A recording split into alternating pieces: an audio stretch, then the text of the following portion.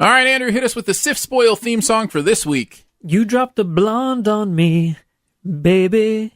You dropped a blonde on me, but you turned me up, babe.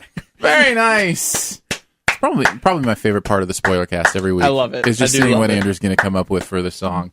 Very nicely done. Welcome to the Sift Spoil for Atomic Blonde, where the theme song is different every single week because something should be a surprise. We're going to spoil everything else. Yeah.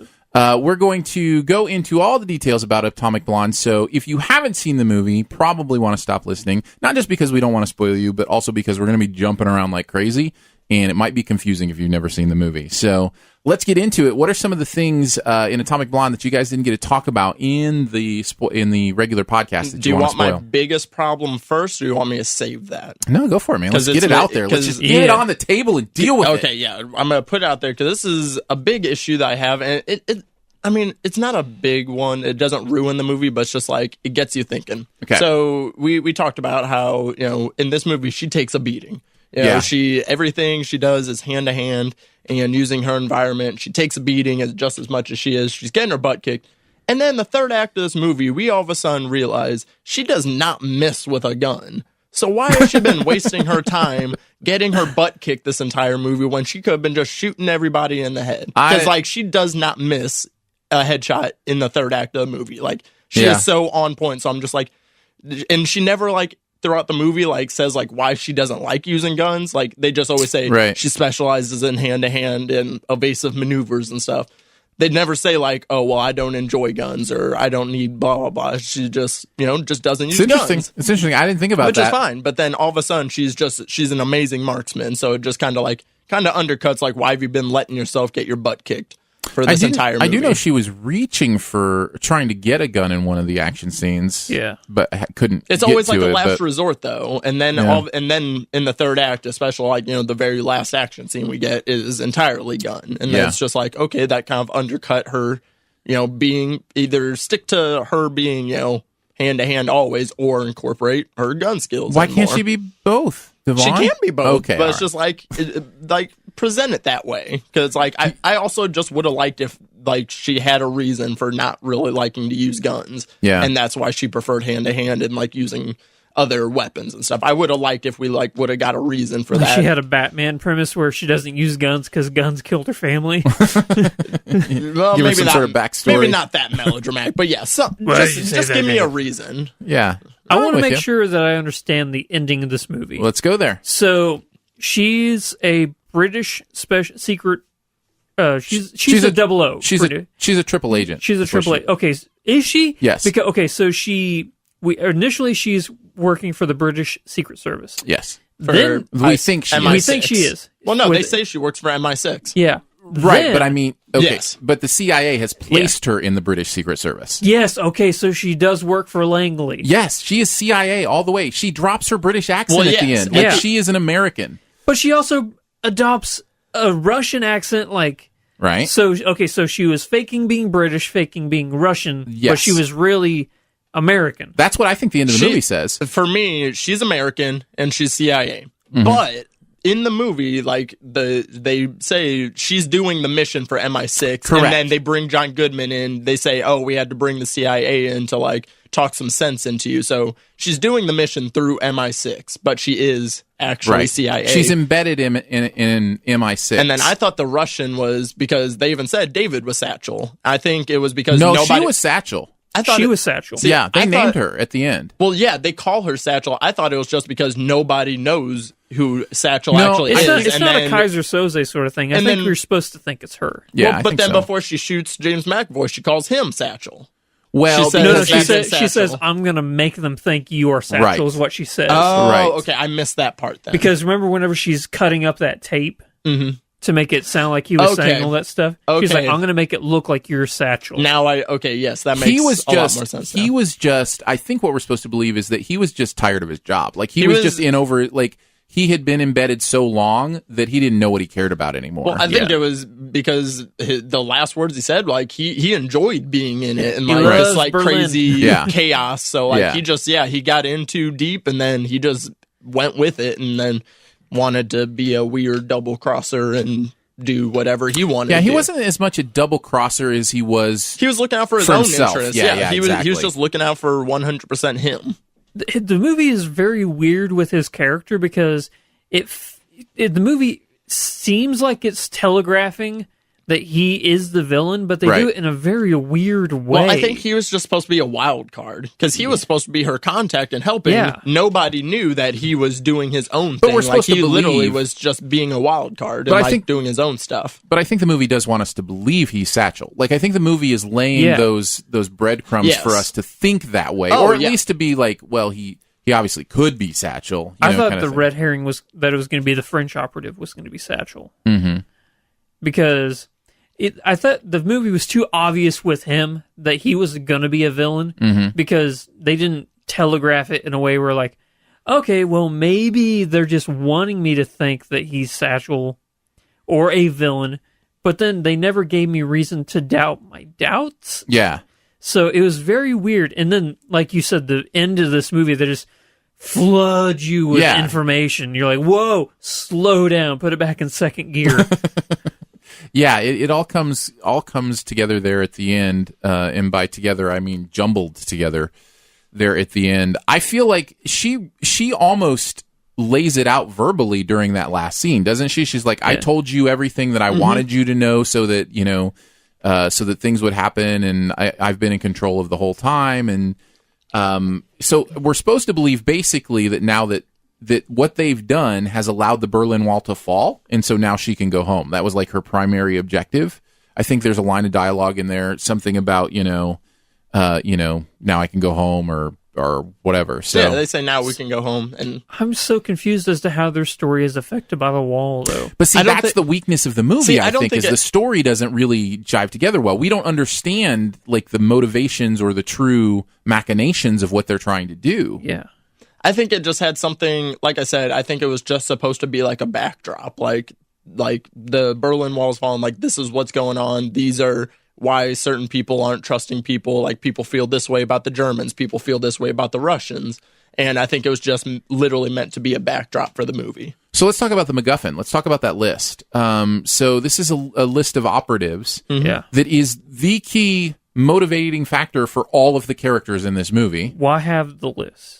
Yeah, well, what why- is it? What like Percival said that she featured heavily on it. I think the list, why she needed the most, was because that's how he, like, at the very last minute, found out that she was a triple agent. Did he find out that she was Satchel, or did he find out think that she was an American? I think I think he found out the Russian is what he found out. Yeah, I think he found out that she was Satchel because he goes, "Oh, it features you heavily." People, Yeah. once they figure out who you are. You've been naughty. So, like, yeah, that's literally all the list is who's working for who and whatnot. And I also didn't understand clearly, and it could be my fault, not the movie's fault, but I didn't understand how the watch played into it because there were two watches? It was is- hidden the watch in the is the watch. list. Yeah, I the know, list but is there the were watch. two watches. Yeah, that's how they like use to like pass information. The watch because is that kinda like the in- watchmaker guy is just So- like a sketch contact. So that- is that watchmaker guy the one who made the watch of the list? yes, They can. or Okay. yes.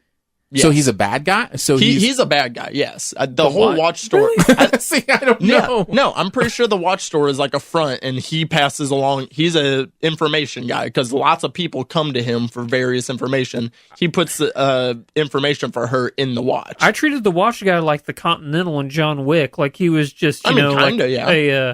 a middleman yeah, sort of thing. He's a contact, just kind of like how Bill Skarsgård character. He was a contact that made Pennywise. fake stuff.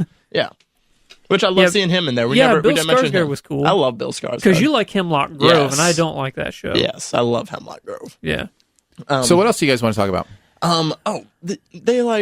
They totally underutilize Sophia Boutella's character, the Yeah. French. Like, they undersold that. And then why was Spyglass even involved?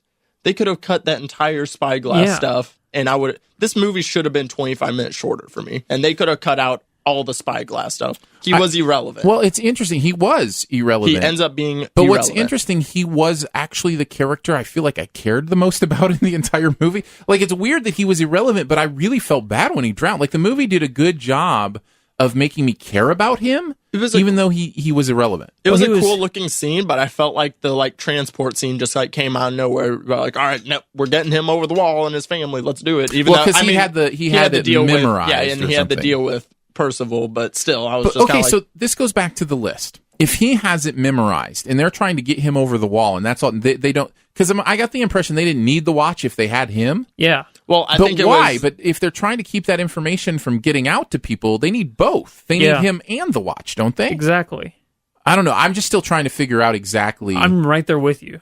What they needed, because it was strange. I don't know. But I think some of the reason I cared about him was probably the performance. I really liked him and kind of the over your head kind of meek kind of character, that he portrayed. Plus they brought his family into it, which always gets to me. So yeah, see, that's like I said, why something that was thin. All the characters are just kind of very thin, and we're not given enough to either care or know about the character either. It's just kind of why did McAvoy shoot him? Yeah, right.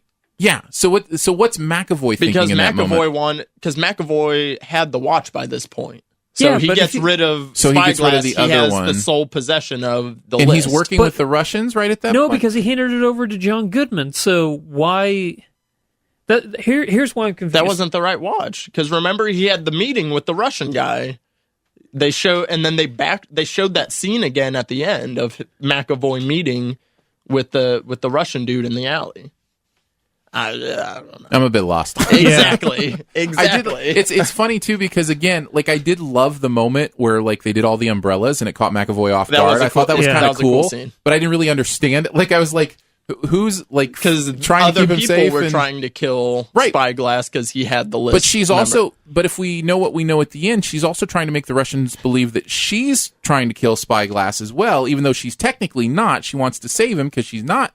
I don't know. It's the motivations are really hard to pick apart in this movie. This plot is so stupidly convoluted.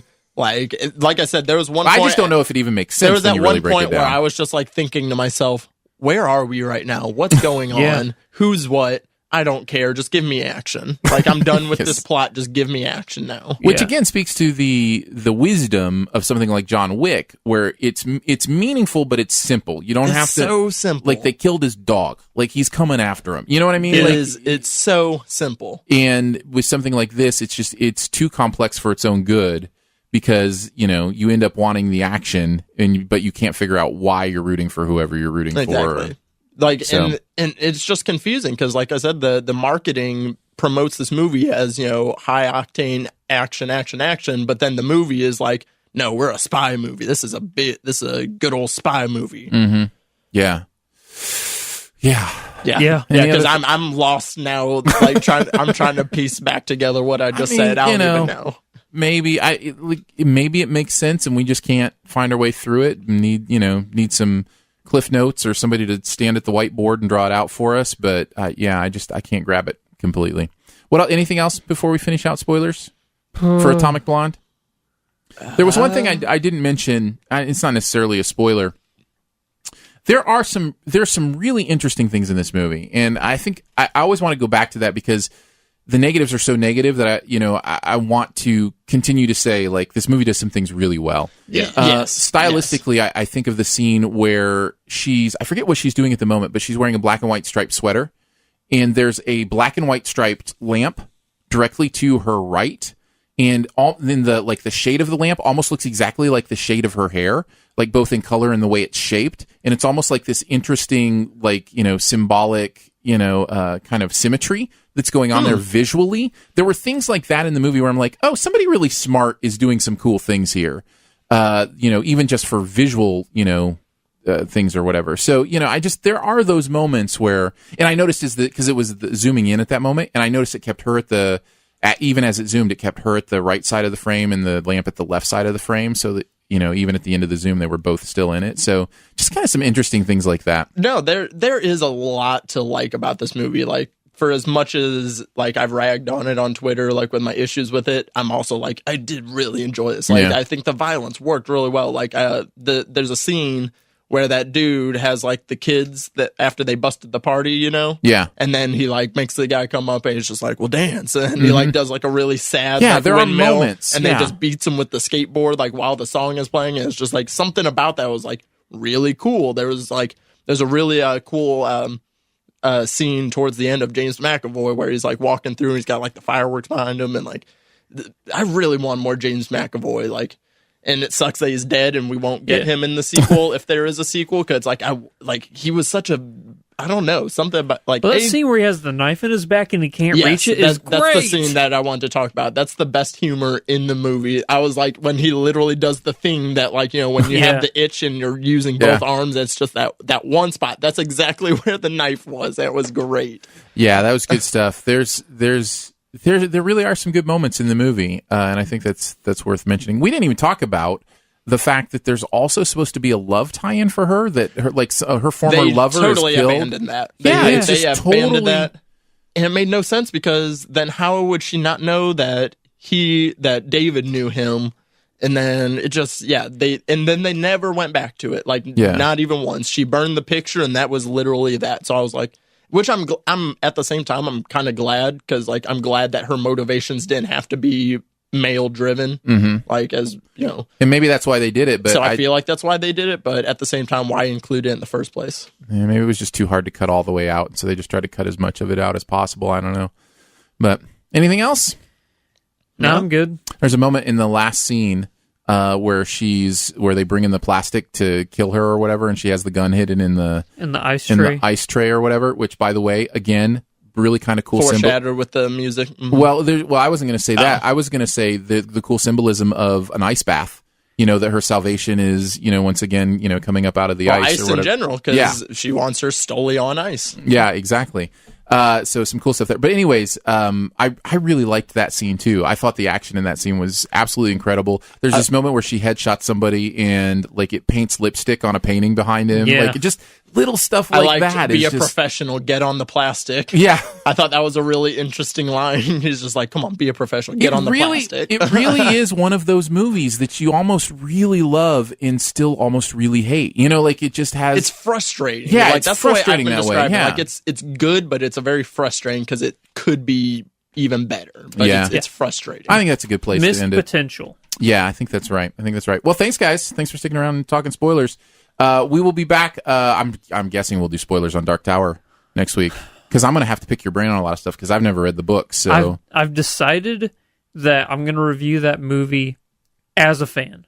I'm not going to separate myself as a critic. Well, yeah, it's hard to. Like, I do the same with Pixar movies. Like, I always admit, like, I come at it as a fan, and it's hard for me to separate sometimes, you know, my own feelings from that. So that'll be interesting. So I'm nervous. I can tell. Yeah. We'll catch you next week for spoilers on The Dark Tower, and thanks for sticking around. The Dark Tower, and thanks for